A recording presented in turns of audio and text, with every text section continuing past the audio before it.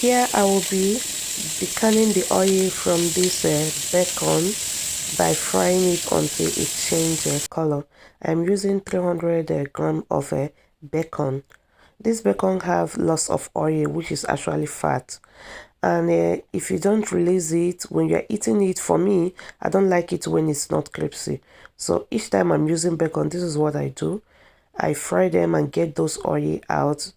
It becomes a little crispy and more tastier. Yeah, I'll be using this oil to fry my chicken because this oil are very tasty and salty as well. You know, bacon is very nice.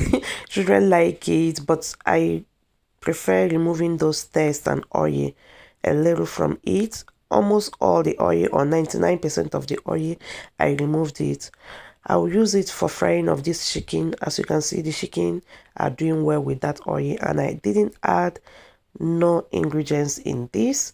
It makes it more delicious, and the chicken came tasting so naturally nice. So after I have finished frying them, I'll just take them off and set them aside.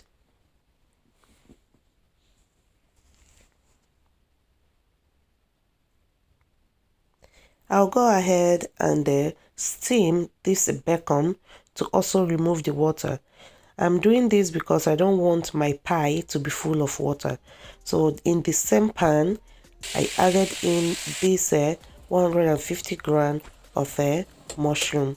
Over here, I'll be cutting the onion and tomatoes that I'll be using as a veggies also in this pie.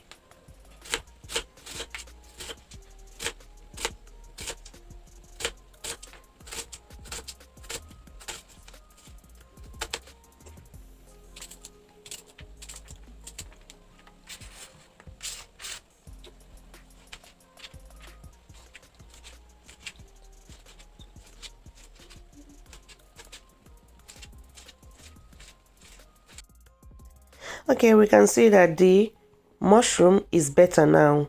All the water in there is gone. I'll just take them and set them aside as well.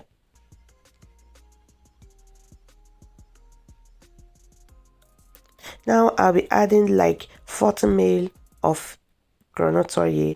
I am using the light olive oil to stir fry the onion. Now it has become a little translucent. I'll go ahead and add the tomato and stir it until everything is nice and drain of water.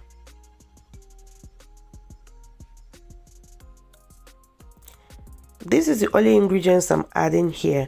1/4 teaspoon of black pepper and 1/4 teaspoon of salt.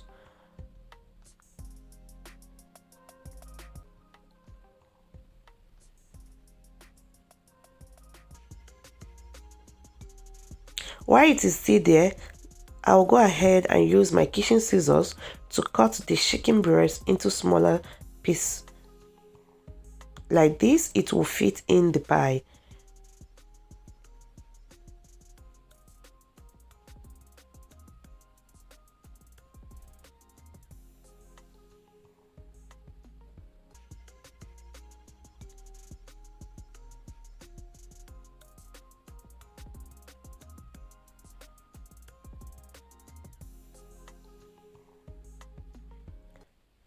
Alright, the tomatoes are now okay.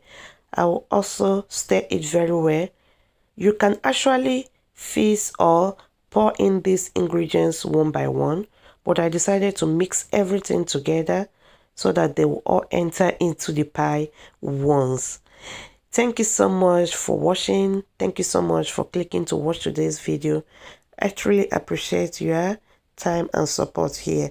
Please do well to watch this video to the end so that you will see the outcome, and as well you are supporting me if you watch it to the end. So over here I've just added a teaspoon of baking powder and little salt to 3 cups of all-purpose flour. I will just stir them to combine very well before I start adding my wet ingredients. In total, I use 200 ml of water. Yes, that is what I use for this baking, and 120 ml of oil. Now I am using 1 egg. The fact is that I was using them bit by bit. I didn't want to pour them water once. So I used 200 ml of water and 120 ml of olive oil, 1 egg to eat, and I started mixing.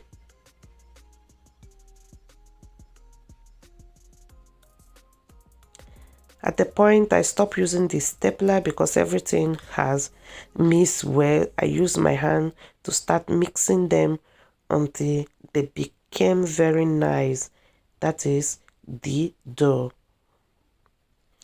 I'm sorry I cut off some of the clip because the video was becoming too long and I was very relaxed doing this video that day. I cut most of the clip off. Alright, so after making sure the dough was fine, I'll go ahead and cover it to rest for 10 minutes before I start the nailing.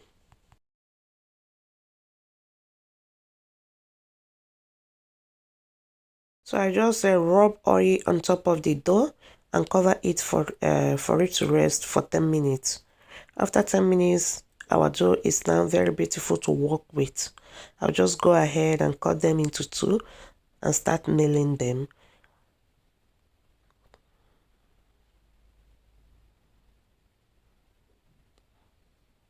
Alright, so to nail it, I'll just do it off camera and this is the result of it. It has now become very fine for it to go into the pan that I'll be using for this chicken pie. Alright, be careful when you are lifting up your dough. Don't let your finger go through it or else you start working again.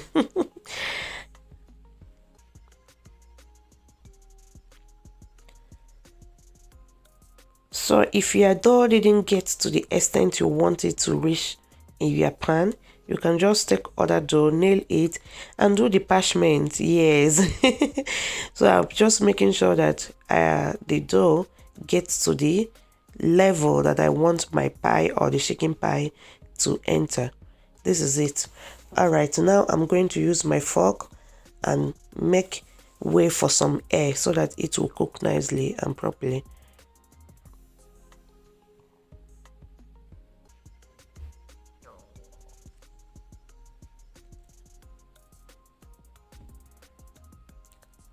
Now it's time for us to pour in our fillings. Yeah, you can actually use flour and water, mix them together to make them thick, but I didn't want that in this pie. Yeah, I wanted it to just be this vegetable inside. Yeah, I'll go ahead and fill them and get ready for the second covering. I'll just trim them off nicely by the corner and now take them and cover the pie.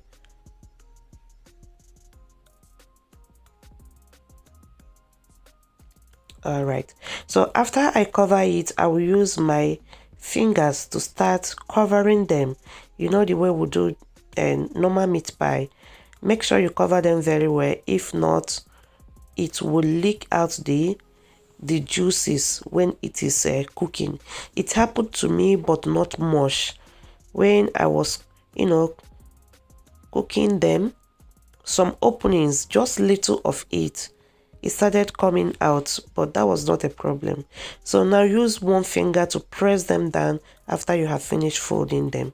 Alright, so this time around I'm going to use the remaining one that is left, that is the dough, to make some designs on top of it, which make the pie looking beautiful after it baked.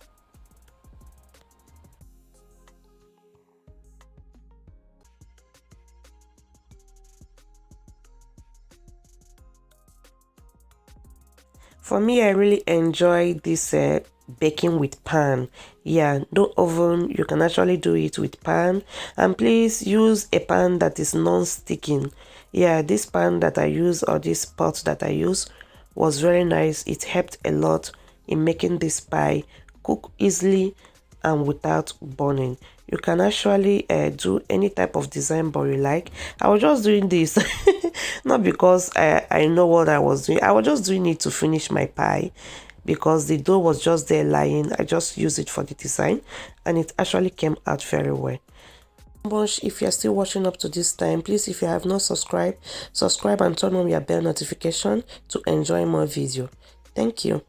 So I'll be using 1 yolk of egg here to give it that beautiful design to be looking popping after it has finished baking. Alright, so after that I take it to the gas and I'm using number 4 of my gas. I will bake for 20 minutes for the first side on low heat. To turn it to the other side, I rub oil to the plate. There is water in the pan now. Don't allow it to touch your pies. If not, it will spoil it. So this is the first time I'll be doing this on camera. I will flip it here. Let's see the result. And this needs skills. You don't have to turn it covered. If not, it will ruin your pie. So I will just gently. Wow, that was nice. Gently lift it, and now we want to turn it to the other side.